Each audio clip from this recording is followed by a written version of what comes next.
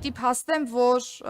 մենք ունենք ճանապարհատրանսպորտային պատահարների որոշակի աճ 10.7%-ով, միևնույն ժամանակ մենք արձանագրել ենք զոհերի թվի նվազում նախորդ կրկին 9 ամսվա համեմատությամբ 43-ով նվազել են զոհերը։ Հարգելի գործընկերներ, սա իհարկե ցույց է տալիս ոստիկանության ինտենսիվ աշխատանքը, բայց կարծում եմ ճանապարհատրանսպորտային թվի աճը, այսինքն ինքնին գոյությունը ճանապարհատրանսպորտային պատահարների դեռևս շարունակում է մտահոգիչ մնալ եւ մենք այս ուղղությամբ ունենք հստակ ռազմավարություն շարունակելու իրազեկման միջոցառումները թե վարորդների, թե երթևեկության մնացյալ մասնակիցների շրջանում, որովհետեւ ճանապարհատրանսպորտային պատահարների նվազման պիտի նաեւ գանք ընդհանուր վիճակագրական պատկերում, որպեսզի կարողանանք գոհացուցիչ դիտարկել ընդհանուր առմամբ իրավիճակը։ Ներկայացնելով ոստիկանության ինստիտուցիոնալ զարգացումը, պիտի փաստեմ, որ ընթացիկ տարում շարունակել ենք աշխատանքները եւ նոյեմբերի 1-ին գործարկվել է ոստիկանության 4-րդ վերջին հենասյունային ուղղությունը ոստիկանության գվարդիան, որը պիտի պատասխանատու լինի երկրում հասարակական կարգի եւ անվտանգության ապահովման համար։ Ընթացիկ տարում նաեւ մեծածավալ աշխատանքներ ենք իրականացրել ոստիկանությունում ուժային միջոցների գործադրման ստանդարտի ներդրման ուղղությամբ։ Նոյեմբերի 1-ից ուժի մեջ է մտել նոր ստանդարտը եւ ես պիտի նշեմ, որ ոստիկանության համակարգի համար նախադեպը չունեցող ծավալով 10,000-ից ավելի ոստիկանության ծառայողներ անցել են ուժային միջոցների գործադրման ստանդարտով վերապատրաստումներ։ Բայց բնականաբար սին կլինեն այն պատկերացումները, որ ուժային միջոցների գործադրմամբ մենք իսպառ վերացնելու ենք բոլորեն թերությունները եւ հարցերը, որոնք պրակտիկայում կարող են ի հայտ գալ։ Դրա համար հետեւողականորեն պիտի շարունակենք վերապատրաստման աշխատանքները ոստիկանության ծառայողների շրջանում եւ հասնենք նրան, որ այո, տարիների կտրվածքով այս ստանդարտը պիտի դառնա արդեն ոստիկանության ծառայողների մարմնի հիշողության մաս եւ կարիք չի լինելու այլև այլ միջամտությունների, որպեսզի այս ստանդարտին համահունչ ծառայողները կարողանան իրենց վարքագիծը կազմակերպել։ Գործընկերներ, պիտի նշեմ, որ մենք էական առաջընթաց են գրանցել նաև ներքին գործերի նախարարության համակարգում մեկ միասնական օպերատիվ կառավարման կենտրոնի ձևավորման աշխատանքների ուղղությամբ, մինչև տարեվերջ պատրաստ կլինի նաև ծրագրային ապահովումը, որով որ կմիատեղենք առաջին փուլում ոստիկանության եւ փրկարար ծառայությանը ուղղորդվող զանգերը, իսկ արդեն հաջորդ տարվա կտրվածքով սրանց կմիանա նաև շտապօգնություն եկող զանգերը եւ մենք կկարողանանք մեկ միասնական հարթակ ունենալ այս առումով եւս։ Մարդկային ռեսուրսների կառավարման համակարգի խորքային բարեփոխումը եւս ընթացիկ տարում մեր թիրախում է եղել եւ մենք նաեւ ազգային ժողովի կողմից ունեցել ենք հաստատում ոստիկանության կարգապահական նոր կանոնագրքի, որտեղ բարեվարկության թեմային հստակ հատուկ անդրադարձ կա։ Առաջին անգամ հետեւյալ կարգավորումը ունենք, որ նախարարության կազմում գործող ներքին անվտանգության եւ հակակոռուպցիոն վարչությունը, որը պատասխանատու է համակարգի կարգապահության նաեւ համար այդ դեպքերի բացահայտման համար, աշխատանքի ընդունելու է ծառայողին բացառապես բարեվարկության ստուգման եզրակացության հիման վրա։ Սա կարծում եմ շատ կարևոր է, որովհետև բարեվարկությունը ստուգող, կարգապահությունը ստուգող ստորաբաժանման աշխատակիցները առաջին հերթին իրենք պիտի լինեն այդպիսին, ապա նոր միայն դիտարկեն մյուս ծառայողների վարքագիծը։ Անդրադառնալով միգրացիայի եւ քաղաքացիության ոլորտում իրականացված աշխատանքներին, հարգելի գործընկերներ, պիտի նշեմ, որ ԵՄ-ի հետ վիզաների ազատականացման ուղղությամբ բավական ակտիվ աշխատանքներ ունենք այս շաբաթ։ Ի վերջո պաշտոնապես կստանանք արդեն գործողությունների ծրագիրը եվրոպական կողմից փոխանցվող եւ արդեն գնդակը կլինի Հայաստանի Հանրապետության դաշտում, որովհետեւ հստակ կլինեն անմիջոցառումները, որոնք որ Հայաստանի Հանրապետության պետական մարմինները պետք է ապահովեն այս տեսանկյունից։ Պիտի փաստեմ, որ գործողությունների ծրագիրը հաշվի առնելով այլ երկրների փորձառությունը եւ մեր շփումները եվրոպական կողմի հետ նորություն չէ, որպես այդպեսին, որովհետեւ հիմնականում նախատեսված են այնպիսի միջոցառումներ, որոնք Հայաստանի Հանրապետության կառավարությունն արդեն իսկ թիրախավորել է որպես բարեփոխման ենթակա ուղղություններ։ Առաջին ուղղությունը թերևս այս ոլորտում բիոմետրիկ համակարգի ներդրումն է եւ ես նշեմ, որ ակտիվ կերպով շարունակում ենք այս աշխատանքները, ունենք կնքված պայմանագիր, արդեն իսկ տարածքային գրասենյակների մասով որոշարկում ունենք մասնավոր գործընկերոջ հետ, վերջնականացրել ենք նաեւ տարածքային գրասենյակների արտաքին նկարագրերը, բիոմետրիկ նույնականացման քարտի արտաքին նկարագիրը եւս հաստատված է եւ առաջիկայում նաեւ անձնագրի արտաքին նկարագրի հաստատում եւս կունենանք որպես այդպիսին։ Բնականաբար այստեղ նաեւ պիտի վերանայվեն շենքային պայմանները ծառայության եւ նաեւ մասնավոր գործընկերոջ արդեն իսկ մոդելային տարբերակը շինարարական աշխատանքների նախատեսման համար նախատեսված է եւ մենք մինչեւ արդեն 2026 թվականի առաջին կիսամյակ այս աշխատանքները կապահովենք եւ երկրորդ կիսամյակից սկսած կսկսենք արտադրությունը բիոմետրիկ նոր անձնագրերի եւ նույնականացման քարտերի։ 2025 թվականի հոկտեմբերի 6-ից նախագործարկվել է նաեւ հարգելի գործընկերներ քաղաքացիության նոր համակարգը։ Գիտեք, որ ազգային ժողովը ընդունել է օրենսդրական նախաձեռնություն, որով քաղաքացիության դիմումների ընդհանուր պատկերը թվայնացվում է եւ մենք 2026 թվականի հունվարի 1-ին ընդառաջ արդեն իսկ հոկտեմբերի 6-ից նախագործարկել ենք այս համակարգը։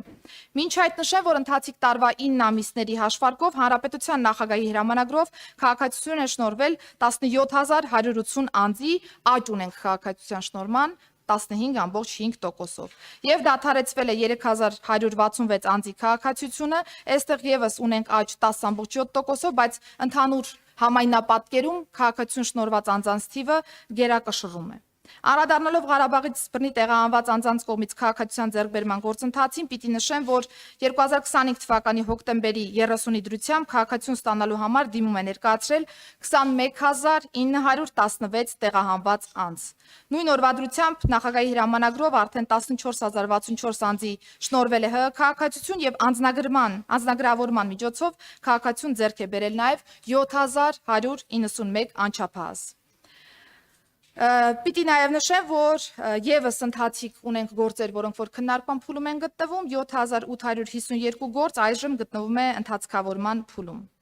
Նշեմ նաև, որ 2026 թվականին ընդհանուր առմամբ նաև նախատեսում ենք ներդնել կացության կարգավիճակների ամբողջական թվայնացված տարբերակը, արդեն իսկ փաթեթը ներկայացվել է ազգային ժողովին եւ ես վստահ եմ, որ սրանով միգրացիա եւ քաղաքացիության ծառայության կյանքում թվայնացման բլոկը էական փոփոխություններ կունենա եւ մեզ միայն շատ փոքր բաղադրիչ կմնա որպես այդպիսին թվայնացման։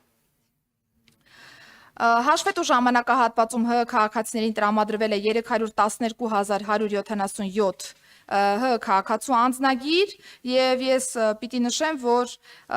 բիոմետրիկ նոր համակարգի ներդրման պայմաններում հարցը նաեւ դիտարկել ենք մասնավոր գործընկերոջ հետ, որպեսզի անցումը շատ սահուն լինի եւ մենք կարողանանք ընդհանուր առմամբ հերթերի պատկերը կառավարելի ունենալ այս տեսանկյունից։ 2025 թվականի հուլիսի 3-ին ընդունվել է միգրացիայի ոլորտի կարևորագույն օրենսդրական նախաձեռնությունը, որը բնակչության պետական ռեգիստրի մասին նոր օրենսդրությունն է եւ մենք ընթացիկ տարում նաեւ այս ուղղությամբ էական քայլեր ենք ձեռնարկել, ներկայումս նաեւ ընթանում է X-Road փոխգործելիության հարթակի ներդրումը, որը կապահովի արագ եւ անվտանգ տվյալների փոխանակում գերատեսչությունների միջև։ Անդրադառնալով հանրային ծառայությունների մյուս բլոկին, խոսքս հաշվառման քննական ստորաբաժանումներին է վերաբերում, պիտի նշեմ, որ ներդրել ենք հիբրիդային հերթագրման նոր համակարգ, որը թույլ է տալիս թե on-line հերթագրման տարբերակով եւ թե նաեւ կենթանի հերթագրման տարբերակով գրանցվել եւ սպասարկվել հաշվառման քննական ստորաբաժանումներում։ Ես նշեմ, հարգելի գործընկերներ, որ ընթացիկ տարում տարբեր քննարկումներ ենք ունեցել հերթերի մասով հաշվառման քննական ստորաբաժանումների,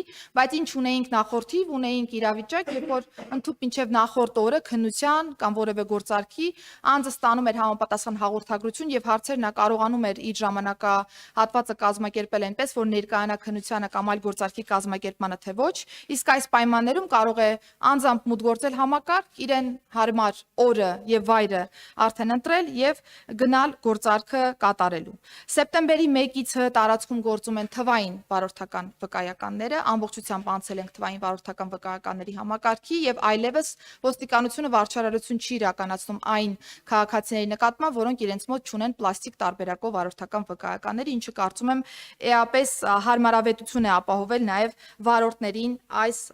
առումով։ Բնականաբար նաև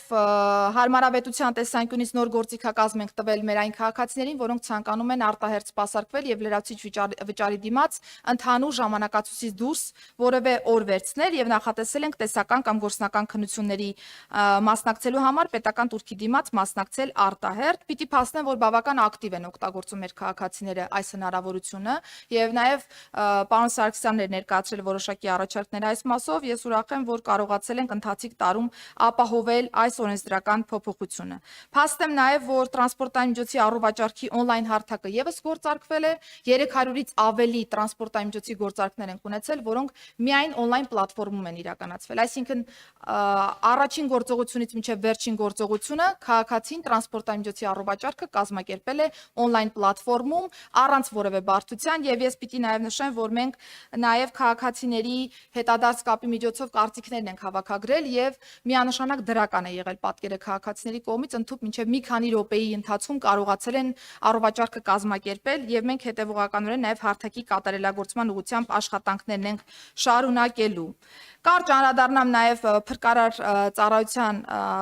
ոլորտում կատարված աշխատանքներին, նշեմ, որ 25 թվականի 9 ամիսների ընթացքում հանրապետությունում գրանցվել է ընդհանուր 14704 արտակարգ դեպք եւ պատահար, որոշակի աճ ունենք այս առումով հաշվի առնելով հրդեհների ժամանակահատվածը, որը հիմնականում ամառային ժամանակահատվածն է մինչև սեպտեմբերի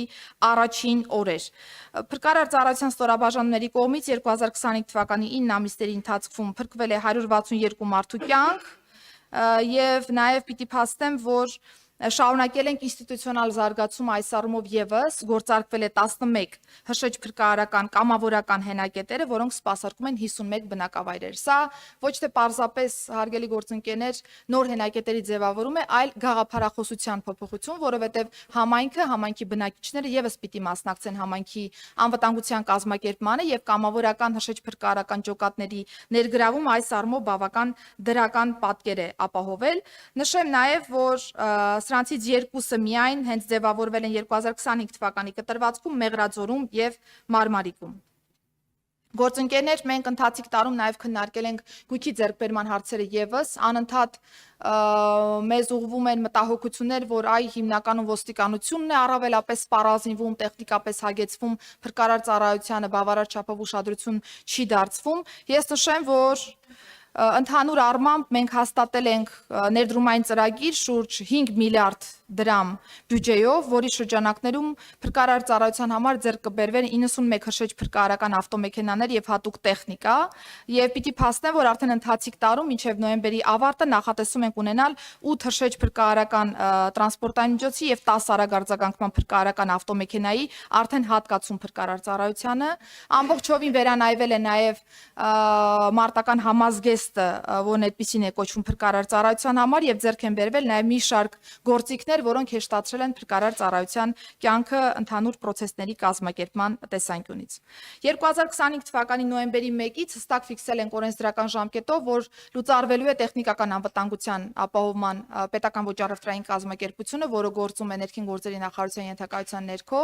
եւ արդեն իսկ մտել ենք լուծարման պրոցես, կառավարությունը եւս համապատասխան որոշում ընդունել է, բայց սա ուզում եմ փաստել, որ ոչ թե միայն պետական ոչ առևտրային կազմակերպության կրճատում է ընդհանուր առմամբ կառուցվածքում, այլ տեխնիկական անվտանգության ոլորտի էական բարեփոխման մաս է, որտեղ որ քաղաքականությունը պիտի մշակի ներքին գործերի նախարարությունը եւ պատվիրակի պրոցեսների կազմակերպումը մասնավոր գործընկերոջ եւ մասնավոր գործընկերները պիտի ապահովեն ընդհանուր փորձաքննությունները։ Բնականաբար այստեղ վերահսկողական գործիքակազմը եւս շատ կարեւոր է, որպեսզի մենք նաեւ որակի առումով խնդիրներ չունենանք։ Նախատեսել ենք լիցենզավորման կոնկրետ պրոցես, որն առաջիկայում արդեն ավելի մանրամասն կքննարկենք նաեւ համատեղ եւ կգնանք առաջ։